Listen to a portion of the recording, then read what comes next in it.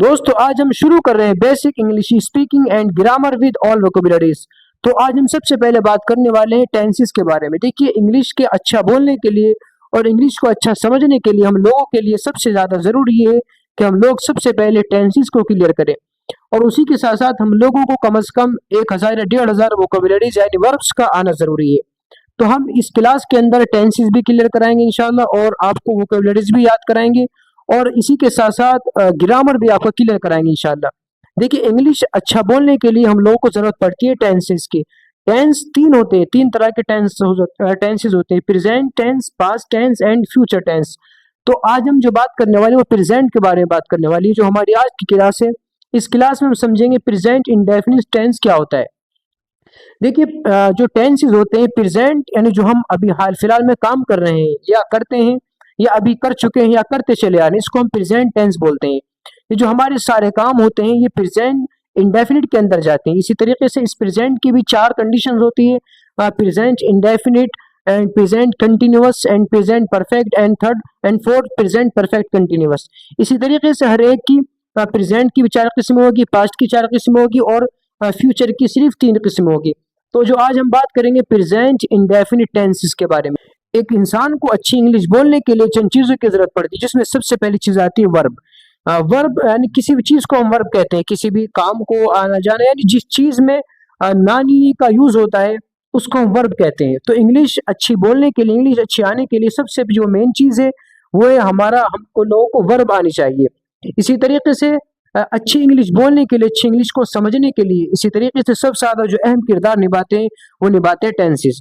और टेंसेस तीन तरह के होते हैं। There are three types of tenses: first present tense and second past tense and third future tense. फिर इसी तरीके से इन टेंसेस की चार किस्म होती है। मिसाल के तौर पे प्रेजेंट की present indefinite, present continuous, present perfect and fourth present perfect continuous. इसी तरीके से पास्ट की भी चार किस्में होगी और फ्यूचर की सिर्फ तीन किस्में होगी।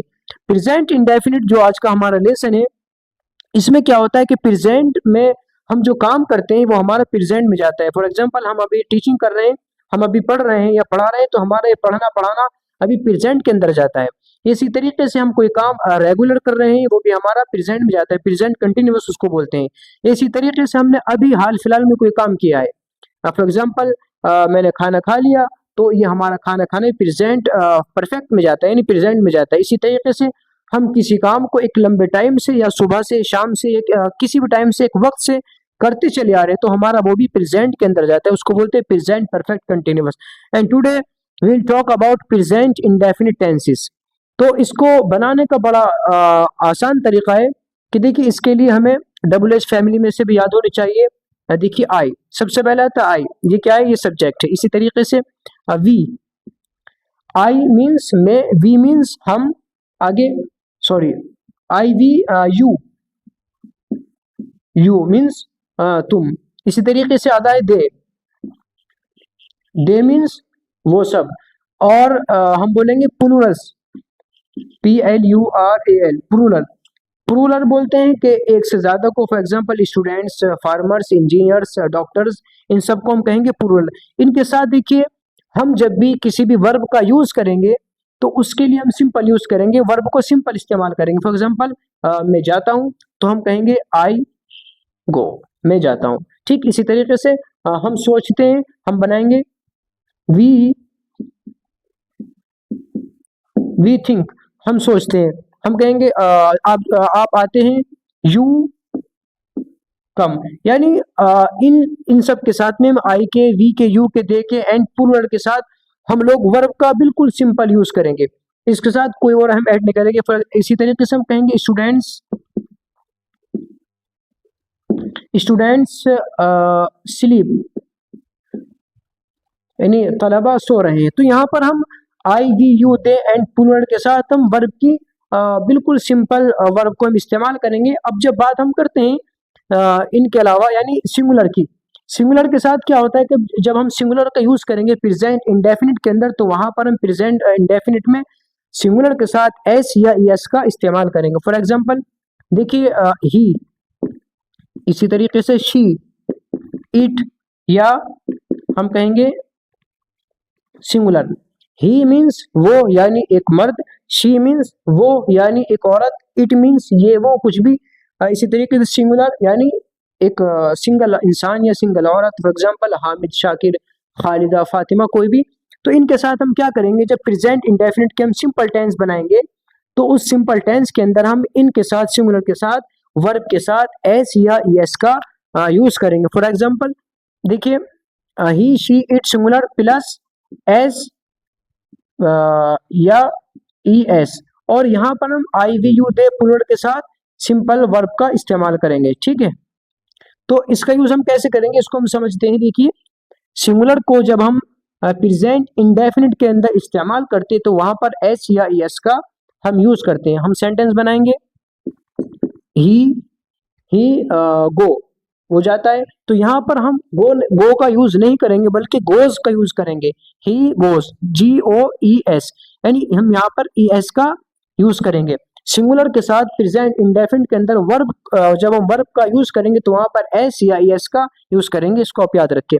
इसी तरीके से वो गाती है तो हम कहेंगे शी, तो यहाँ पर देखिए गाने की आती है सिंग, तो यहाँ पर हम लिखेंगे सिंग ना लिख करके सिंग्स लिखेंगे, SINGS, शी सिंग्स, वो गाती है। इसी तरीके से हम लिखेंगे हामिद, हामिद पढ़ता है, तो हम लिखेंगे यहाँ पर हामिद, हामिद रीड्स, हामिद रीड नहीं लिखेंगे, हामिद रीड्स लिखेंगे। इसी तरीके से शी सिंग नहीं लिखेंगे, शी सिंग्स लिखेंगे। इसी तरीके से ही गो नहीं लिखेंगे, ही गोज लिखेंगे और बोलेंगे। और जब बात आती है एक से ज्यादा की, देखिए आई का जो यूज होता है वो आई का यूज भी एक से ज्यादा के यानी उन्हीं में शुमार होता है। प्लूरल के साथ आई का इस्तेमाल होता है, आई वी यू दे, या इसी तरीके से फार्मर्स, स्टूडेंट्स, टीचर्स, उनके साथ हम वर्ब की सिर्फ फर्स्ट फॉर्म का यूज करेंगे और उसमें एस या एस नहीं लगाएंगे। लेकिन वहीं पर जब हम लोग सिंगुलर का यूज करेंगे वर्ब के साथ प्रेजेंट इंडेफिनिट में, तो उसके साथ हम एस या एस का यूज करेंगे। ठीक है, ये बात क्लियर हो गई।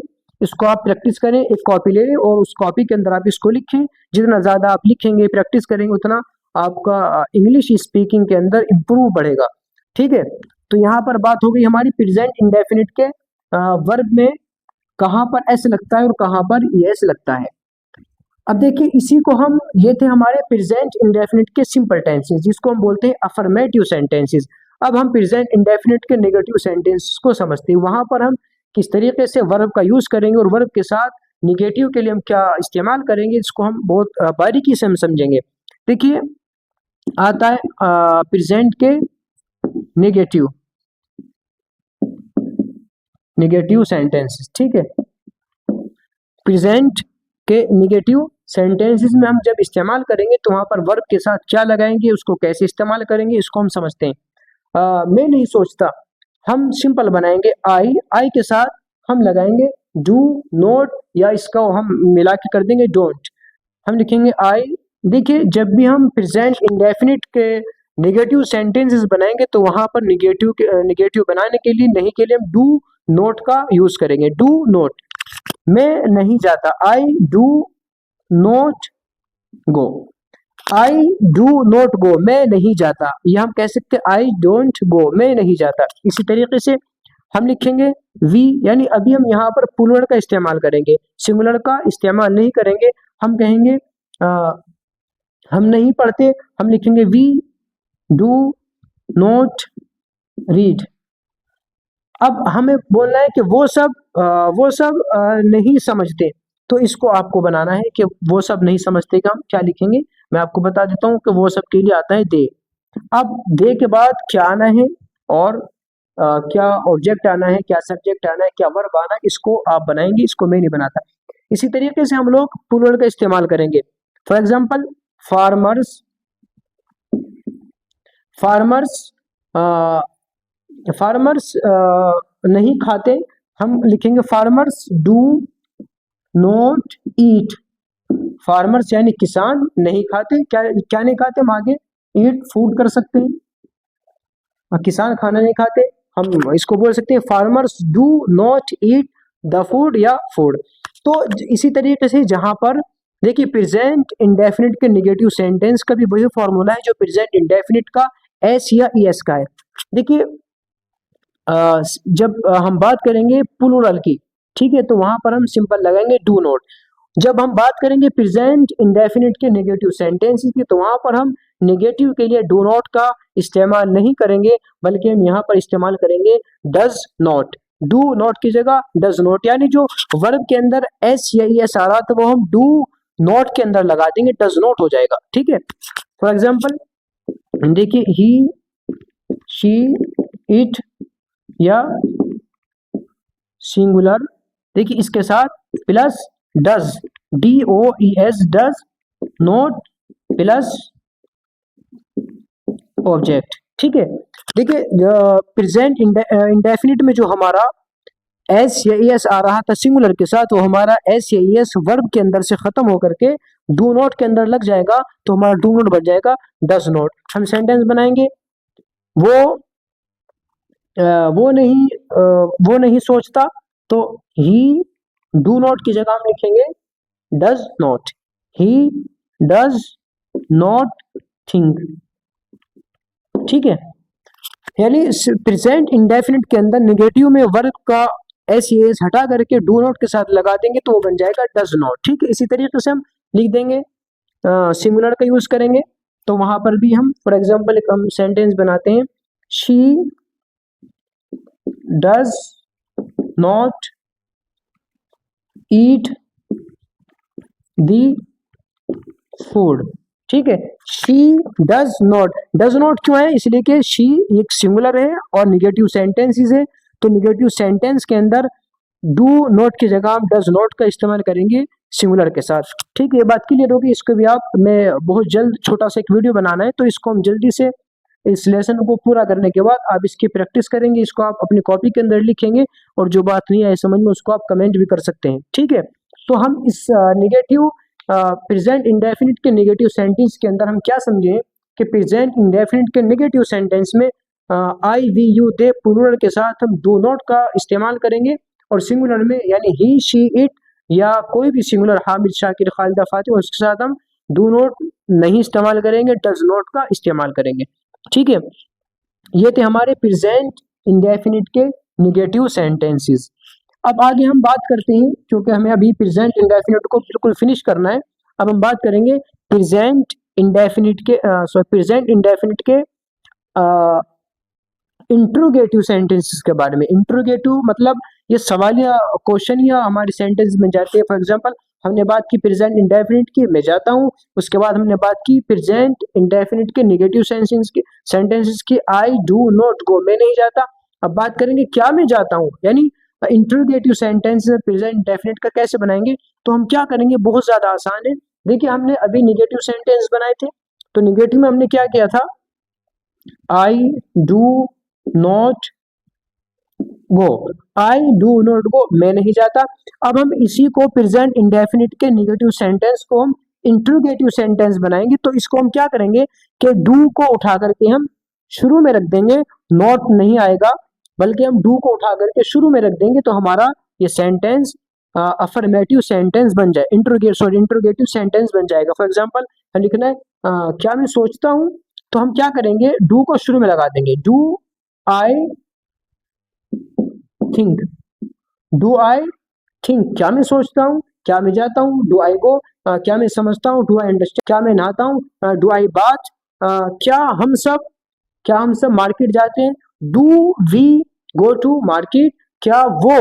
अब हम बात करेंगे सिंगुलर की, क्या वो रोज नहाती है, हम इसको डू ना लगा करके हम इसका डज लगाएंगे। ठीक है, डज शी बाथ डेली, क्या वो रोज नहाती है, क्या वो रोज सोती है, तो हम कहेंगे डज शी स्लीप डेली। इसी तरीके से क्या हामिद स्कूल जाता है, हम इसको बनाएंगे does Hamid go to school. ठीक है, देखिए यहाँ पर भी हम क्या करेंगे कि डू को उठा करके हम शुरू में रख देंगे, तो हमारा ये प्रेजेंट इंडेफिनिट का इंट्रोगेटिव सेंटेंसेस बन जाएगा।